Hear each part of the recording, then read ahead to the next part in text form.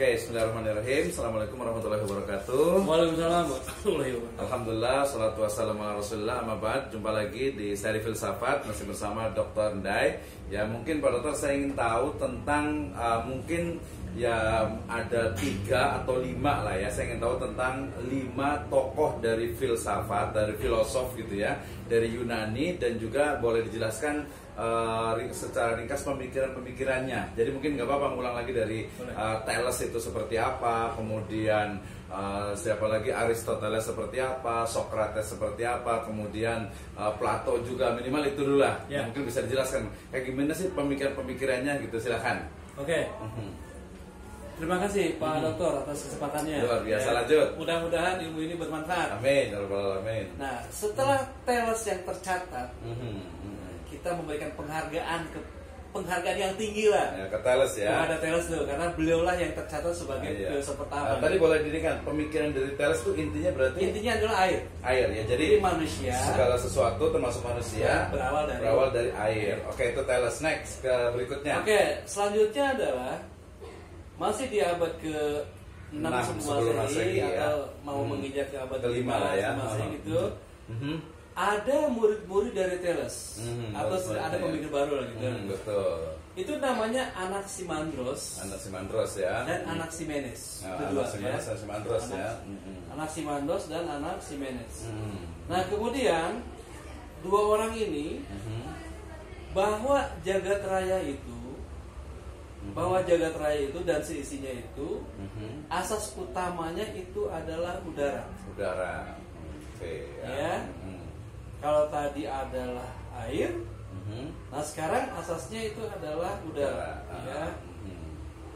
Kenapa tuh? Jadi kenapa udara muncul udara? Dari mana tuh asal pemikirannya? Ya, karena gurunya itu adalah Thales yang berkeliling, berobservasi, maka muridnya juga berpikir melakukan hal yang sama. Gitu. Observasi juga ya. Ya kan? Kalau air kan sudah sama gurunya nih. Udah ketemu gitu. Udah ketemu gurunya kan? Nah, kemudian ternyata Anaximandros dan Anaximenes itu berpendapat lain dengan gurunya. Beda ya. Nah, kalau begitu manusia hidup itu lebih penting menghirup udara. Udaranya yang penting. Iya. Menghirup udara ya. Menghirup udara. Kalau nggak udara mati gitu ya. Kalau nggak udara mati. Sampai membuat perbandingan gitu. Kalau orang tidak minum, bisa hidup nggak? Bisa hidup atau tidak? Dia tidak minum 3 hari, bisa hidup atau tidak? Ya, masih bisa. Masih lah, gitu ya, masih. Kalau orang tidak menghirup udara 1 menit sampai 3 hari gitu kan, ya mungkin sudah kemana tahu lah gitu kan. Betul. Berarti udara ya. Berarti udara. Itu dua-duanya tuh, Anaximandros dengan Anaximenes. Iya, dua-duanya ya. Terus? Nah, kalau begitu, yang paling penting, asas yang paling penting awal muawal makhluk hidup adalah udara. Udara. Jadi memang udara ini. Memang udara. Gitu. Jadi manusia di Miletus menghirup udara hidup. Manusia di Miletus tidak menghirup udara mati. Betul. Kambing menghirup udara di Miletus hidup. Kambing di Miletus tidak menghirup udara mati. Begitu juga dengan tumbuh-tumbuhan. Ya. Meskipun pada saat itu belum ada istilah proses fotosintesa gitu kan. Tetapi itu diyakini bahwa ada perubahan bentuk kepada tumbuh-tumbuhan dikarenakan oleh udara. Ya. Jadi udara juga, tumbuhan juga tahu ada udara yang gitu. Nah, misalnya dari mana? Dari mana Anaximandros dan Anaximenes mengetahui bahwa tumbuh-tumbuhan itu ada udara? Mudah sekali, Pak. Mudah sekali. Mudah ya. Ya, mudah sekali. Misalnya ada kelapa. Ada kelapa. Nah, di dalam kelapa itu ada airnya. Ternyata di dalam kelapa yang ada airnya itu tidak semua kelapa, ruang yang ada di kelapa itu terisi air semua. Iya, nggak semuanya air ya. Pada ada ruangan yang kosong. Betul. Nah, ruangan yang kosong itu ketika dihirup dia merasa segar. Nah, berarti itu udara. Ada udara berarti di situ ya. Nah, kalau zaman sekarang mungkin adalah kalau zaman sekarang kenapa udara makhluk hidup dari udara? Misal gini lah, alat untuk memindahkan kaca, ya alat untuk memindahkan kaca. Itu punya alat namanya dari karet disedot dari udara ditekan begini Pak, tekan begini, kemudian karet itu kaca itu dengan karet itu tidak akan lepas Pak. Iya, betul. Ya kan? Ya, betul. Nah berarti di sini ada tekanan udara kepada karet itu. Nah tekan gini, tek gitu kan? Nah, gitu. Iya. Itu adalah bukti Pak. Satu. Yang keduanya adalah misalnya, cobalah sekarang bukti yang sekarang lain lagi. Bapak dan ibu di rumah, ya, bapak dan ibu di rumah. Kemudian ada misalnya botol plastik. Botol plastik itu kemudian dihisap oleh ibu, gitu kan, dihisap sehingga sampai terasalah tidak ada, mungkin udaranya makin berkurang gitu. Kemudian tutup. Nah, tutup ya. Ketika ditutup itu botol itu cabut Pak. Semudah mencabut ketika ada udaranya atau semudah mencabut ketika tidak ada udaranya. Coba aja kalau itu. Ya kan seperti itu. Kemungkinan besar yang ada udaranya yang agak berat. Ya, gitu kan gitu. Artinya apa? Udara itu punya tekanan. Iya, punya massa juga deh ya. Punya massa juga kan? Gitu. Betul. Meskipun zaman itu belum ada kapal selam. Belum secanggih sekarang kapal selam. Betul. Tetapi zaman itu juga ada sampan. Ada sampan lah, otomatis ya, sampan gitu ya. Ada sampan. Nah, kenapa sampan itu sampai tidak tenggelam? Tidak tenggelam. Kenapa sampan itu ada tidak tenggelam? Satu, karena di dalam sampan itu kan ada kotak yang kosong Pak. Ada rongga ya. Ada rongga kan. Nah rongga itu bersih apa? Ya udara. Bersih udara. Nah kalau sampan itu diisi air semuanya, maka sampan itu akan tenggelam. Tenggelam juga. Nah gitu. Jadi kalau gitu awal mula kehidupan itu adalah udara. Oke, itu Anaximenes ya, Anaximenes. Terus setelah itu ada teori lagi yang lainnya. Nah, paling seperti ini Pak, sama seperti sifat-sifat udara gitu. Sifat udara. Nah, sifat-sifat udara ya lebih kurang sama lah. Ya, dari tadi ya. Ya, jadi sama lah. Jadi air, kemudian udara. Kemudian ada tokoh yang lainnya mungkin api gitu. Nah, ada ya. Yang selanjutnya adalah itu masih di daerah Efesos ya. Efesos di Asia Kecil ya. Itu ada yang disebut dengan Herakleitos. Oh, Herakleitos itu. Ia menyangka bahwa api, gitu. Api ya. Api. Bahwa api itu merupakan asas utama dari kehidupan. Jadi adalah api itu adalah lambang perubahan. Iya, api ya, kan api otomatis membakar gitu ya. Kan? Juga. Air disimpan di dalam bejana, dibakar oleh api bejananya itu, ternyata air itu bisa hilang. Habis. Ya kan? Jadi kena api gitu ya. Api. Kemudian kayu yang ada airnya, yang ada udaranya, dibakar, itu bisa habis jadi arang. Jadi berat kayu sebelum dibakar dengan berat kayu setelah dibakar itu berbeda. Berbeda, betul. Ya. Nah, berarti kayu itu kehilangan berat air dan udara. Karena mereka menyingkir. Karena ada api. Ada api kan? Jadi api menang gitu ya. Api menang gitu. Itu Herakleitos apa? Herakleitos ya. Kira-kira gitu. Terus ada lagi nggak selain api gitu atau tanah gitu mungkin gitu? Nah, selanjutnya adalah masuk kepada yang disebut dengan Pitagoras. Oh, Pitagoras ya. Kalau Pitagoras ini dia sudah memulainya antara transisi filosofi kosmos yang berdasarkan alam dengan filosofi akal. Oh, udah mulai ini ya dengan ilmu pengetahuan ya, sains ya. Udah mulai transisi nih. Kata Pitagoras bahwa manusia itu, kita topiknya manusia aja ya. Manusia, betul. Bahwa manusia itu adalah kumpulan dari angka. Oh, dari angka ya, jadi sudah ke numbers gitu ya. Jadi kumpulan daripada angka. Itu dia topiknya udah beda lagi atau gimana ya? Atau masih terkait dengan itu ya? Tadi mungkin ada pertanyaan saya potong pada dokter. Jadi tadi mulai telos, kemudian Anaximandros, Anaximenes, kemudian juga Heraklitos itu kan mungkin dia berpikirnya atau berfilsafatnya itu adalah tentang alam semesta gitu ya, sehingga mungkin dikenal dengan istilah mungkin kayak filsafat alam gitu ya. Nah, Pythagoras ini dia masih nyambung atau mungkin berbeda dulu? Karena saya mau nanya nanti tentang apa sih sebenarnya hikmah ya ketika kita mempelajari ini gitu, terutama nanti juga mungkin dari perspektif Islam ya. Kalau Pythagoras itu dia temanya itu sudah berbeda lagi gitu, tapi kalau sama mungkin bisa dilanjutkan dulu. Oke. Jadi yang itu jadi apakah dia adalah filsafat alam, kemudian apa nih hikmah, dan juga mungkin dari perspektif Islam itu seperti apa? Oke.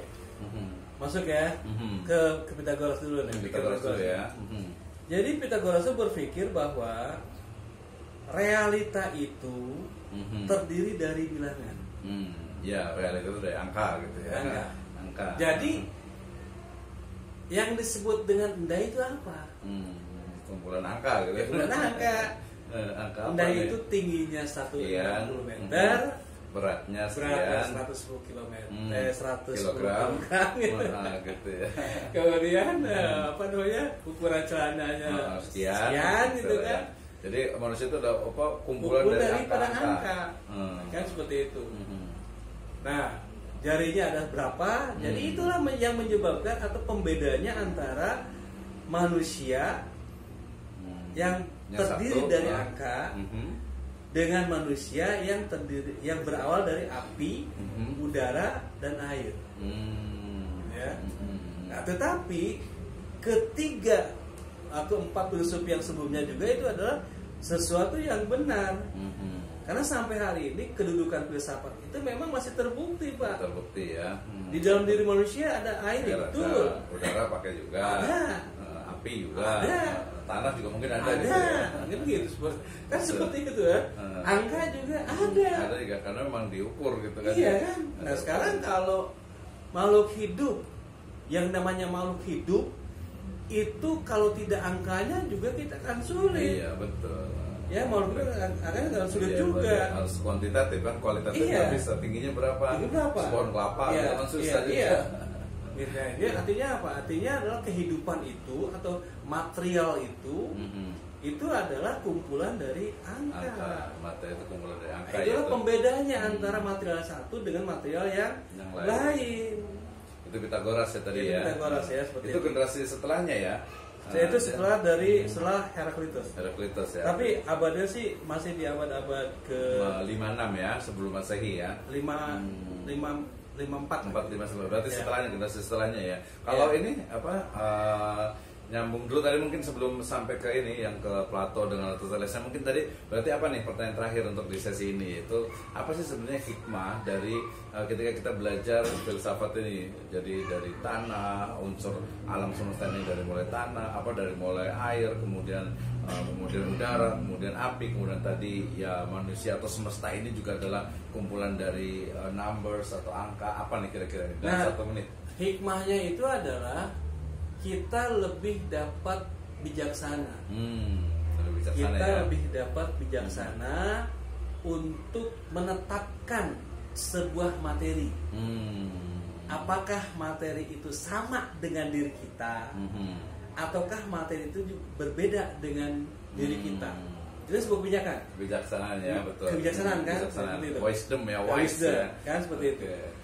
Kalau saya dicubit sakit, orang lain juga sama, karena kan unsurnya sama nih. Dia omongin juga sama gitu. Sama gitu. Itu ada wisdom, Pak. Itu wisdom ya. Wisdom. Jadi hikmahnya seperti itu.